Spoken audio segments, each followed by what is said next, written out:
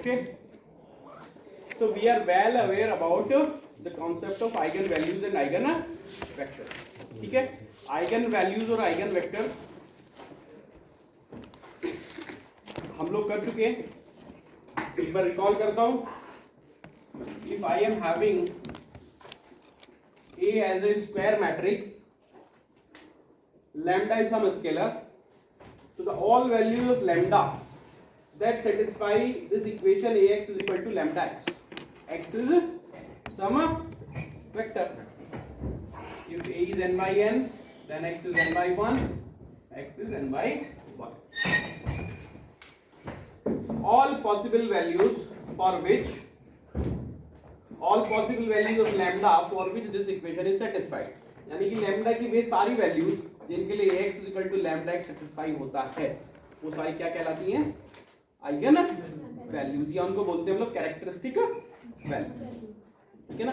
और उसको निकालने के लिए मैंने बताया था क्या करना है. Determinant of a minus lambda I this should be equal to 0. तो जो गिवन मैट्रिक्स A है उसके corresponding a minus lambda I matrix निकालो और उसका डिटरमिनेंट किसके इक्वल कर दो? 0 के इक्वल. ये एक लैम्डा की एक पॉलिनोमियल बनेगी, डिग्री जिसकी n होगी. इसको हमने बोला था कैरेक्टरिस्टिक इक्वेशन. क्या बोला था? Characteristic equation. और इसके जो रूट आते थे, n रूट्स जो इसके आते हैं, we are called characteristic values और आइगन वैल्यूज. या तो कैरेक्टरिस्टिक वैल्यूज बोलेंगे या फिर उसको बोलेंगे आइगन वैल्यूज. और फॉर एवरी लैम्डा जितनी भी आइगन वैल्यूज हमें मिलेगी, हर किसी की करस्पॉन्डिंग जो सॉल्यूशन x के लिए होगा उसके क्या बोला था हमने? Eigen vector. ठीक है ना. राइट. इतना हम लोगों ने अभी तक आइगन वैल्यूज और आइगन वेक्टर के लिए किया हुआ है. राइट. अब इसके बाद एक दो रिजल्ट्स हैं जो हम लोग इनके लिए निकालते हैं. For an example, first result, if lambda is an eigen value of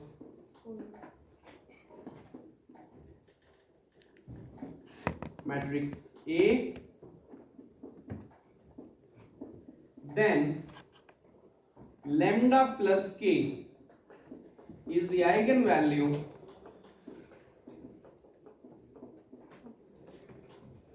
for A plus k I, where I is some identity matrix. Is it okay? यानी कि लैम्डा अगर किसी मैट्रिक्स A की आइगन वैल्यू है, तो A plus के आई की eigen value क्या होगी? लैम्डा प्लस, जबकि K यहाँ पर कोई भी स्केलर क्वांटिटी है, स्केलर नंबर है. ठीक है. एक बार देख लेते हैं इसको.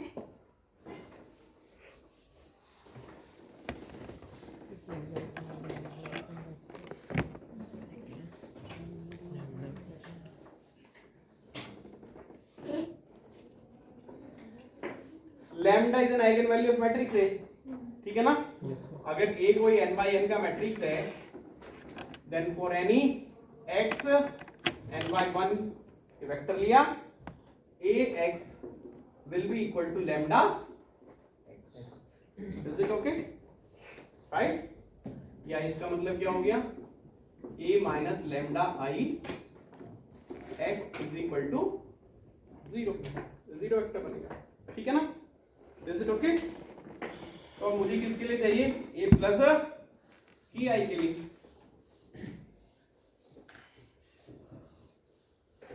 तो मैं एक काम करता हूं, इसमें की आई मैट्रिक्स ऐड कर देता हूं और की आई मैट्रिक्स माइनस कर देता हूं. Very simple. राइट. थोड़ा सा मैनिपुलेशन करता हूं. ये जो माइनस वाला पार्ट है इसको फिर से राइट हैंड साइड में ले जाता हूं. तो मेरे पास क्या आएगा? ए प्लस के I into X, this will be equal to K I minus lambda आई. तो क्या लिख सकता हूं मैं?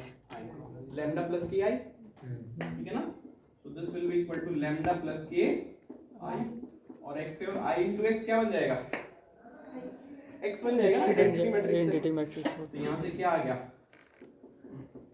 a plus ki x is equal to lambda plus k. तो from definition a plus ki की आइगन वैल्यू क्या हो गई? lambda plus k. So this implies that lambda plus k is eigenvalue of a plus. Is it okay? Clear to all of you? दूसरा result देखते हैं. Try this. Yes.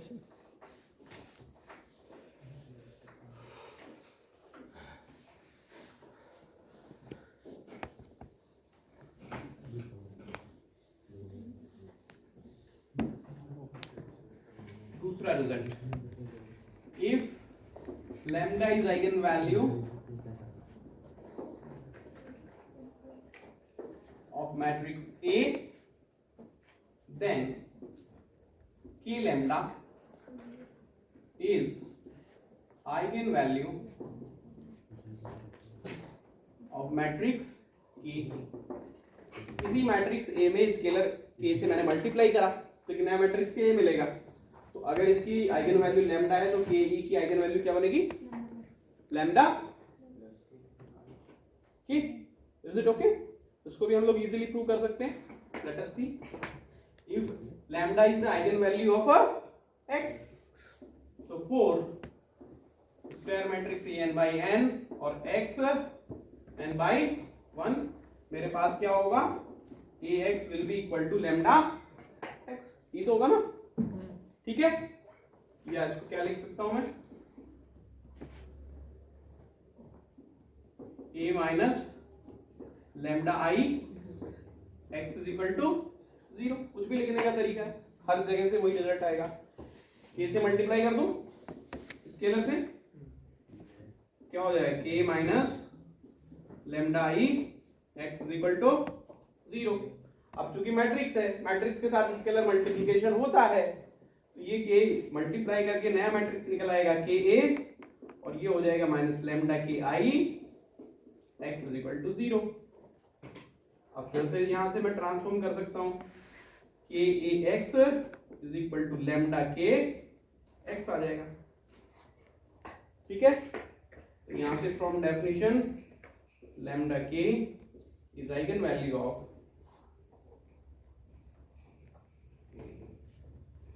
k. Is it okay? Clear to all of you? तो दूसरा result हो गया. Lambda में कुछ quantity अगर k वाली ऐड करी मैंने, तो करस्पॉन्डिंग मैट्रिक्स में क्या हो जाएगा? a plus ki. ठीक है ना? तो अगर लैम्डा मैट्रिक्स A की आइगन वैल्यू है तो a प्लस ki की हो गई लैम्डा प्लस k, और a की आइगन वैल्यू हो गई लैम्डा इंटू k. सिमिलरली तीसरा रिजल्ट मेरे पास जो है कि अगर मैट्रिक्स A है, उसकी आइगन वैल्यू लैम्डा है, तो जो उसका इनवर्स एग्जिस्ट करता है मैट्रिक्स का A इनवर्स, उसकी जो आइगन वैल्यू होगी वो 1 लैम्डा के इक्वल हो जाएगी. ठीक है.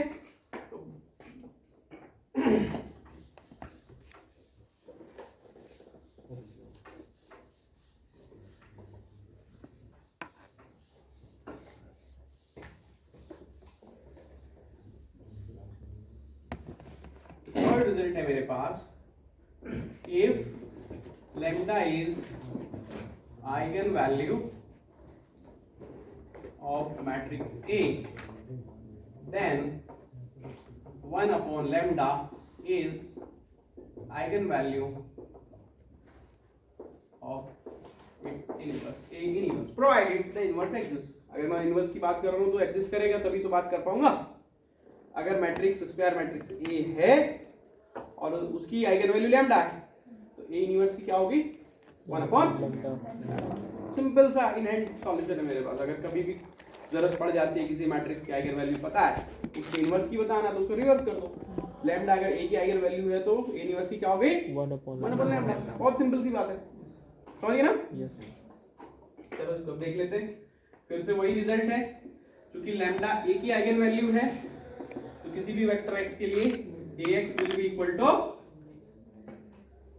lambda x, or in other words a minus lambda I x, this will be equal to 0.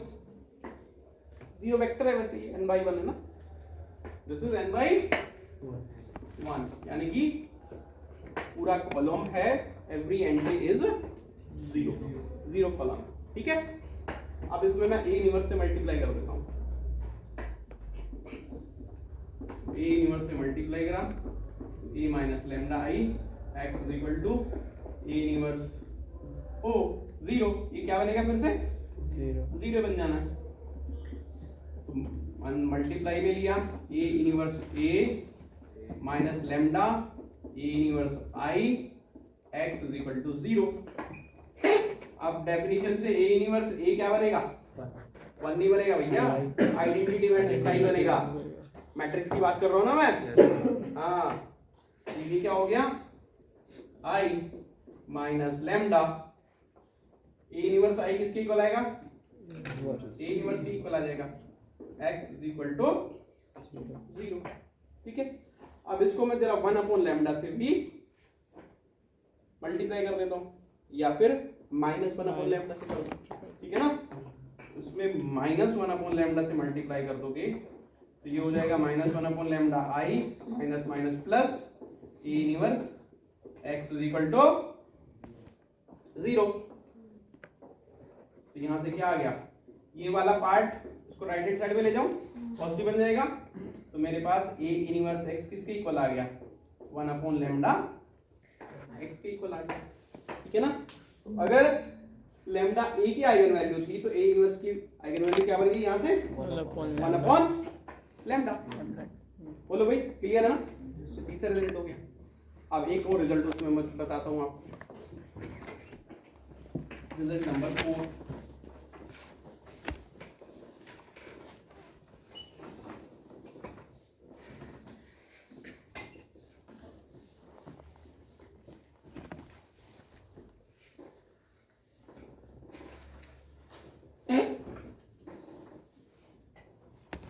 Result number 4. Again, if lambda is an eigenvalue of matrix A, then lambda square is an eigenvalue of A square। यानी कि अगर किसी matrix की eigen value lambda है तो ए square की eigen value क्या होगी लैम्डा स्क्वायर, ठीक है ना। इसी रिजल्ट को बाद में हम लोग इंडेक्स भी करेंगे, ठीक है ना, कि a की पावर 3 की पावर a की पावर 3 है तो उसकी eigen value lambda power 3, a की पावर 4 है तो उसकी eigen value lambda power 4, a की पावर n है तो उसकी आइगन वैल्यू लैम्डा पावर, वो इंडक्शन से आ जाएगा, कोई दिक्कत नहीं है, ठीक है ना। तो एक बार केवल स्क्वायर के लिए हम लोग देख लेंगे, ठीक है।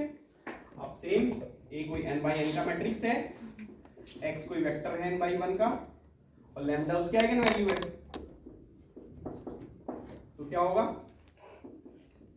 ax will be equal to lambda x, या इसको मैं क्या लिख दूं a minus lambda I x is equal to 0। Okay, अब मैं क्या करता हूं, इसमें a स्क्वायर से मल्टीप्लाई कर, सॉरी a से मल्टीप्लाई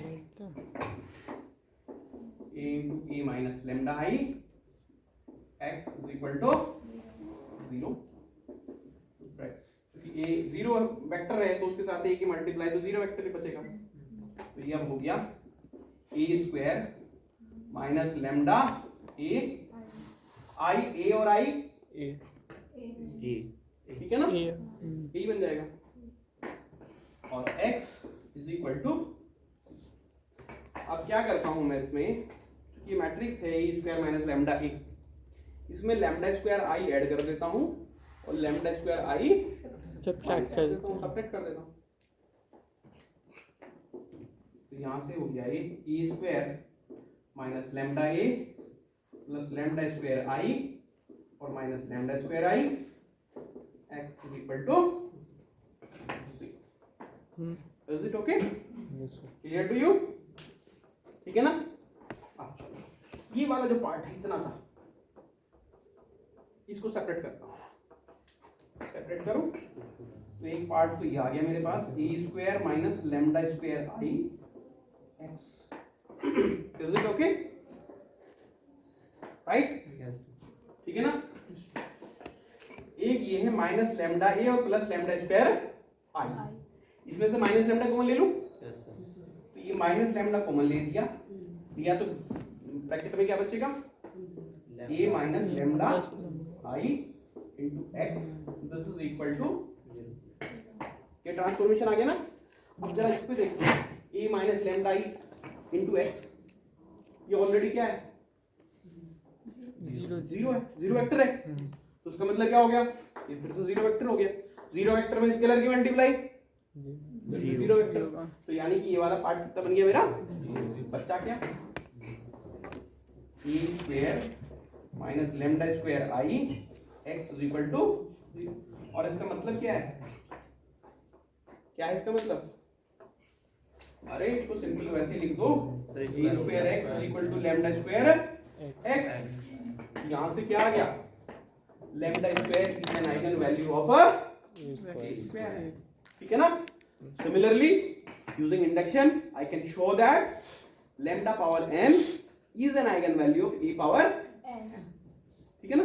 तो अगर कहीं प्रॉब्लम में किसी मैट्रिक्स ए की आपको आइगन वैल्यू दे रखी है और ए की पावर 100 की पूछता है, क्या करोगे, उसकी पावर कितनी कर दोगे, 100, उसकी पावर 50 की पूछता है तो आइगन वैल्यू की पावर कितनी कर दोगे, 50, आइगन वैल्यू निकल आएगी, ठीक है ना। कोई मैट्रिक्स दे रखा है, उसकी आइगन वैल्यू दे रखी है, उसके इनवर्स की पूछता है, उसको क्या कर दोगे, उल्टा कर दोगे, 1/λ कर दोगे, ठीक है ना।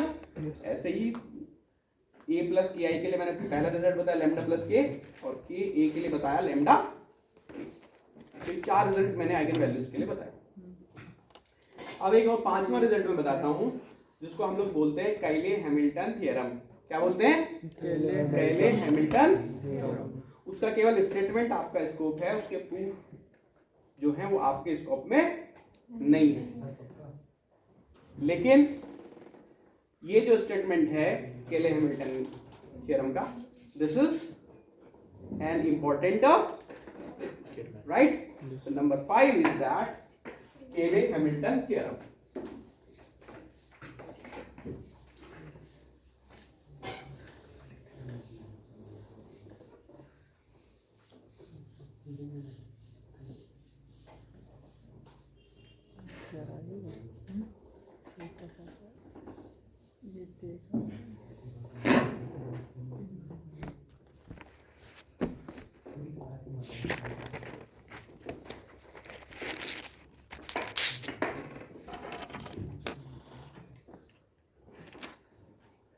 I take here Cayley Hamilton number 5.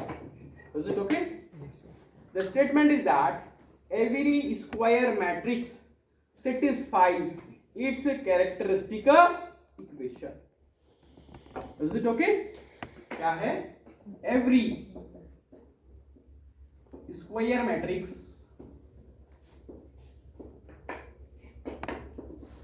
satisfies its characteristic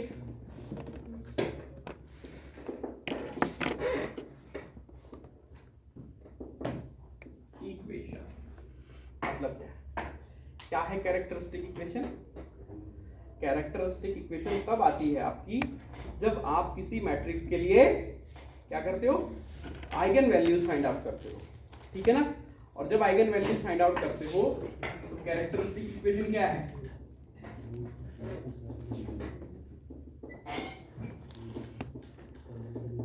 characteristic equation है आपकी determinant of a minus lambda I is equal to 0, और एक कौन सा मैट्रिक्स है, a is n by n square matrix है जिसका कि टाइप कितना है, n बाई n, ठीक है ना। तो जब इस कैरेक्टरिस्टिक इक्वेशन को आप सॉल्व करोगे तो क्या आई थी, ये this is a polynomial in lambda degree n, तो लैम्डा में ये एक पॉलिनोमियल है जिसकी डिग्री कितनी है, n है। भाई जब इस डिटरमिनेंट को बनाओगे आप और इस डिटरमिनेंट को एक्सपेंड करोगे तो लैम्डा की हाईएस्ट पावर कितनी बननी है? n बनेगी, मैंने बताया था क्लास में। तो एक कैरेक्टरिस्टिक इक्वेशन का मतलब ये है that is a polynomial in lambda degree n, ठीक है ना? What is this? This is a polynomial in lambda degree n, ठीक है? तो लैम्डा में सपोज मैं कोई पॉलिनोमियल लिखता हूं, वो क्या बनेगी? इस तरीके से बनेगी ना, lambda power n plus a1 lambda power n minus 1 plus a2 lambda power n minus 2 and plus an minus 1 lambda और plus an is equal to 0। ये कोई इस तरीके की इक्वेशन आपकी रहेगी, ठीक है ना? जिसमें a1 a2 an minus 1 an कोई भी नॉन आपके कांस्टेंट होंगे। क्लियर? अब ये इसका क्या मतलब है? That every square matrix satisfies characteristic equation, ठीक है ना? यानी कि जो मैट्रिक्स ए है, लैम्डा की जगह पर अगर मैं कैपिटल ए को लेके आऊं तो ये इक्वेशन मेरी सेटिस्फाई होगी। केले हैमिल्टन थ्योरम क्या स्टेट करती है आपको? That A power n plus a1 A power n minus 1 plus a2 A power n minus 2 और प्लस an माइनस 1 a और plus an i is equal to 3, ठीक है ना? अब यहां पर भी जरा इस जीरो को और i को देख लो। i क्या है? एक आइडेंटिटी मैट्रिक्स है, इसका टाइप क्या है? n बाई n है, और ये जो जीरो है इसका भी टाइप अब क्या है? n बाई n है, क्योंकि मैट्रिक्स आएगा। ये तो था स्केलर और यहाँ पर क्या आ गया? मैट्रिक्स। तो a की पावर n अगर आप करोगे a स्क्वायर फिर उसमें मल्टीप्लाई किया a की पावर 3 फिर मल्टीप्लाई किया a की पावर 4, तो अल्टीमेटली क्या आने वाला है? एक मैट्रिक्स ही आएगा जिसका टाइप क्या होगा? n by n। ये भी n बाई n टाइप का मैट्रिक्स है, ये भी n बाई n का मैट्रिक्स है। तो सारे ये क्या हैं? All these are matrix. तो ये आपकी केले हैमिल्टन थ्योरम जो आपका मैट्रिक्स ए स्क्वायर मैट्रिक्स है जिसके लिए आपने कैरेक्टरिस्टिक इक्वेशन निकाली है, उस कैरेक्टरिस्टिक इक्वेशन को इसको ये सेटिस्फाई करेगा, ठीक है ना? Is it clear?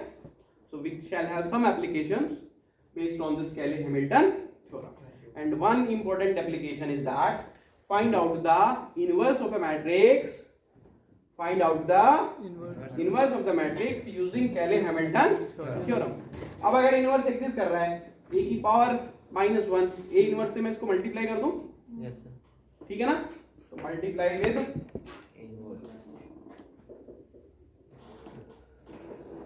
a inverse, ठीक है? तो ये जो मैट्रिक्स है इसकी पावर कितनी रह जाएगी?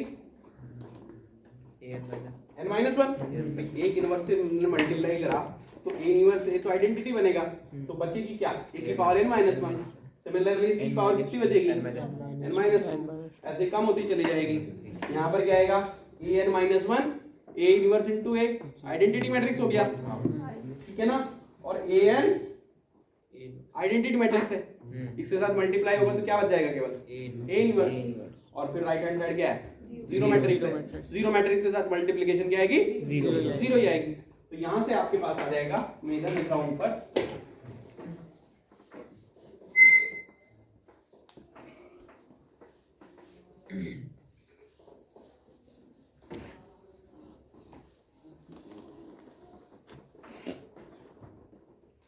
a power n minus 1 plus a1 a power n minus 2 and plus a n minus 1 into identity matrix I plus a n into a inverse is equal to 0 matrix, ठीक है ना? जो identity matrix है और a inverse की multiply हो गई, a inverse आ गया, ठीक है ना? अब ये जो यहां से लेके यहां तक है इसको मैं कहां ले जाऊं? राइट हैंड साइड में, ठीक है ना? और an से क्या कर दूं? Divide.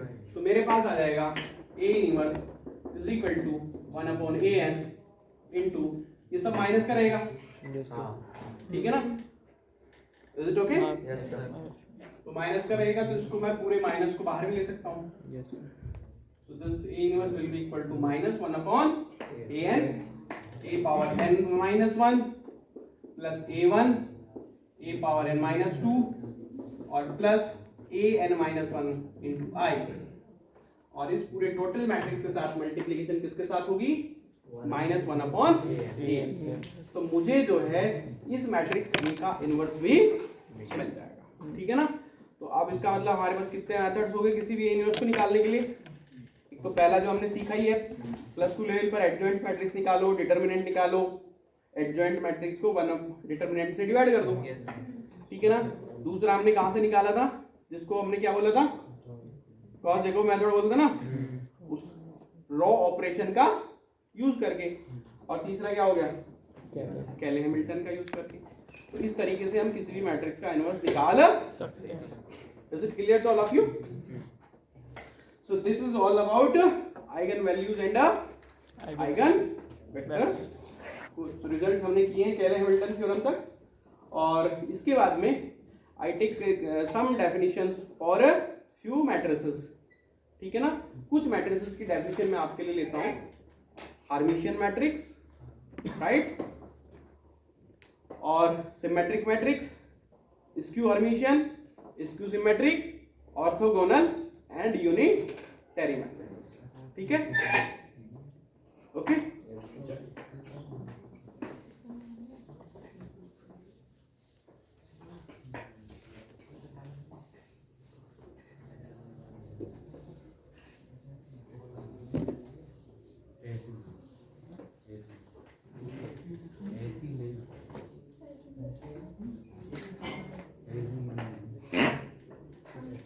Number 1, symmetric matrix.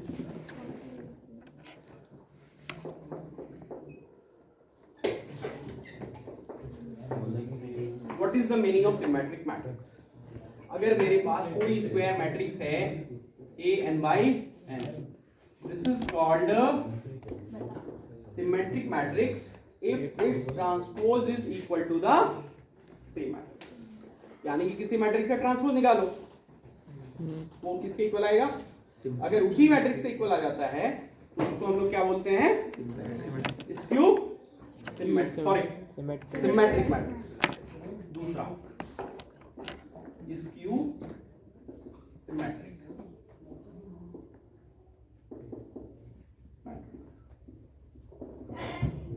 Definition same है लेकिन थोड़ा सा चेंज आ जाता है। अगर ट्रांसपोज निकालूं मैट्रिक्स ए का मैं, वो इक्वल तो आए उसी मैट्रिक्स के, लेकिन उसके साथ साथ किसकी मल्टीप्लाई हो जाए? माइनस मल्टीप्लाई हो जाए, तो उसको हम लोग क्या बोलेंगे? Skew symmetric matrix. इसका मतलब क्या हुआ? A transpose is equal to minus A, okay. तो इसका मतलब क्या हुआ? A plus A transpose is equal to zero matrix के इक्वल हो गया, ठीक है ना।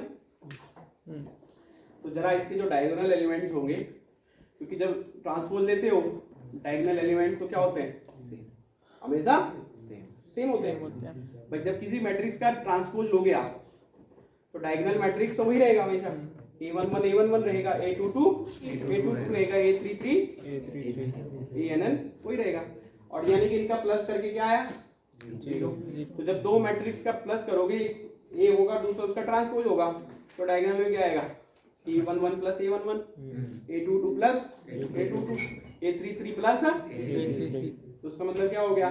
2A11 इसके इक्वल आना है 0 के। तो इसका मतलब क्या निकला कि हर एक स्क्यू सिमेट्रिक मैट्रिक्स के डायगोनल एलिमेंट्स की एंट्री क्या होगी? 0 होगी। क्लियर? तो this implies that diagonal entries are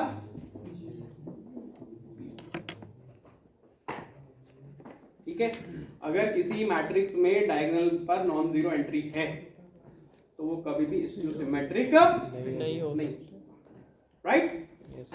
अब इसी की करस्पॉन्डिंग दो डेफिनेशन और हैं, हर्मिशियन मैट्रिक्स और स्क्यू हर्मिशियन मैट्रिक्स, ठीक है ना।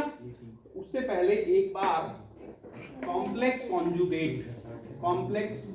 कॉन्जुगेट ट्रांसपोज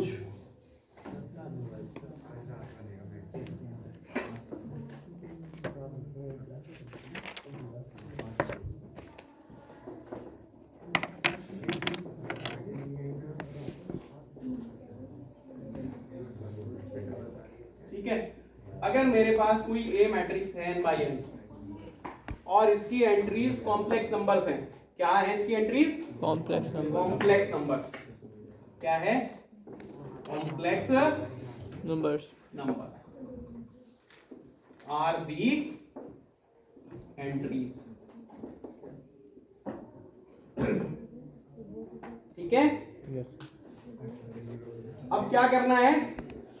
दो काम करने हैं इस बार, मैट्रिक्स का ट्रांसपोज भी करना है और जो उसमें एंट्रीज हैं कॉम्प्लेक्स एंट्रीज उनकी जगह पर कॉन्जुगेट की एंट्री करनी है। किसकी एंट्री करनी है? कॉन्जुगेट की।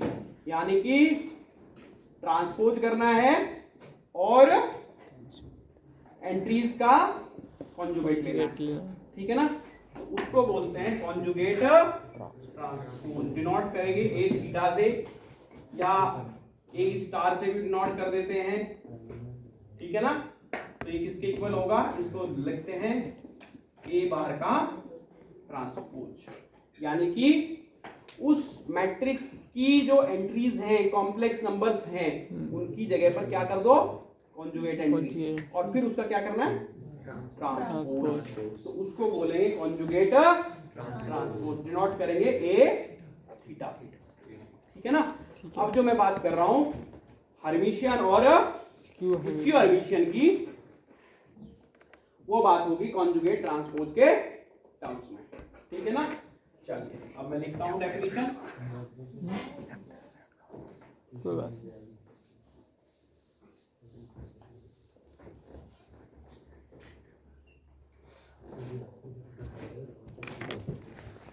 Hermitian matrix. ठीक है ना? ये matrix A is called Hermitian matrix if conjugate transpose is equal to the same matrix. ठीक है ना? सिमेट्रिक में क्या था? ट्रांसपोज इक्वल आता था। यहां पर कॉन्जुगेट ट्रांसपोज इक्वल आ रहा है, तो तब क्या कहलाएगा? हर्मिशियन मैट्रिक्स कहलाएगा। ठीक है ना? अगर इमेजिनरी पार्ट सारे जीरो हो जाते हैं तो this is corresponding to the symmetric matrix की डेफिनेशन जो है। Is it okay? और next skew Hermitian matrix. Skew Hermitian matrix का मतलब ये है कि कॉन्जुगेट ट्रांसपोज निकाला, वो किसके इक्वल आया? माइनस ऑफ ए। ठीक है ना? माइनस ऑफ ए की। ठीक है ना? अगर इमेजिनरी पार्ट नहीं है तो किसके कॉरेस्पॉन्डिंग है? This is corresponding to skew symmetric matrix. Clear all of you? ठीक है ना? अब जरा देखो स्क्यू हर्मिशियन के लिए भी जो डायगोनल एंट्रीज हैं, ठीक है, डायगोनल एंट्रीज कॉम्प्लेक्स नंबर है, रियल प्लस इमेजिनरी। अब लेकिन जब कॉन्जुगेट ट्रांसपोज निकालोगे तो क्या करोगे?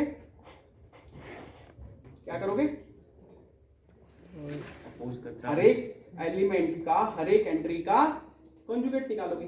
तो जो diagonal entry suppose real plus imaginary है, वो उस कॉन्जुगेट ट्रांसपोज में क्या हो जाएगी? Real minus imaginary. ठीक है ना? तो यहां से ये रिजल्ट निकलता है A theta plus A is equal to 0 matrix.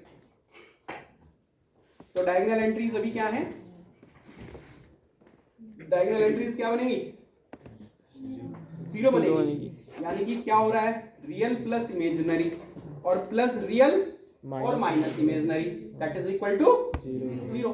तो इमेजिनरी से तो इमेजिनरी कैंसिल हो गया और real plus real is equal to 0। तो इसका मतलब क्या हो गया? Real is 0। भाई मेरे पास क्या है? रियल प्लस इमेजिनरी है। कॉन्जुगेट ट्रांसपोज में क्या है? रियल माइनस इमेजिनरी है। कॉन्जुगेट ले लिया ना, आई की जगह माइनस आई कर दिया। दो डायगोनल एलिमेंट्स सेम रहने हैं, उनका एडिशन कर रहा हूं तो क्या आ रहा है? 0। तो real plus imaginary plus real और minus imaginary is equal to 0। Imaginary से इमेजिनरी कैंसिल हो गया, real plus real is equal to 0। इसका मतलब real is 0। Skew Hermitian matrix की जो डायगोनल एंट्रीज हैं उसका रियल पार्ट हमेशा क्या होगा? 0, ठीक है ना? Real part of diagonal elements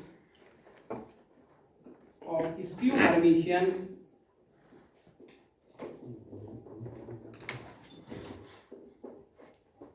matrix is always क्या है? 0. This is always 0. इसका मतलब अगर कोई मैट्रिक्स ऐसा है जिसमें डायगोनल एंट्री में रियल पार्ट है तो वो कभी भी स्क्यू हर्मिटियन नहीं होगा, राइट? अब दो डेफिनेशन और बचती हैं, ऑर्थोगोनल और यूनिटरी।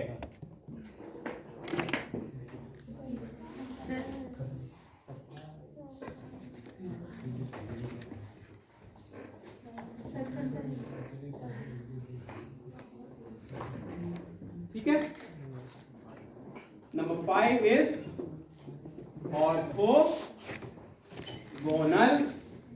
मैट्रिक्स। अगर मेरे पास कोई ए मैट्रिक्स है, ए का ए ट्रांसपोज के साथ मैंने मल्टीप्लाई किया, वही सेम ए ट्रांसपोज ए के इक्वल आया और इक्वल आया आइडेंटिटी मैट्रिक्स के, तो ये ए मैट्रिक्स कहलाएगा ऑर्थोगोनल मैट्रिक्स। और इसके बाद में है यूनिटरी मैट्रिक्स। अगर मैंने मैट्रिक्स ए का उसके कॉन्जुगेट ट्रांसपोज के साथ मल्टीप्लाई किया, कॉन्जुगेट ट्रांसपोज के साथ ए का मल्टीप्लाई करा और वो किसके इक्वल आता है? आइडेंटिटी, तो वो मैट्रिक्स कहलाएगा यूनिटरी मैट्रिक्स। ठीक है ना? Is it clear to all of you? ठीक है ना? तो वी स्टॉप हियर।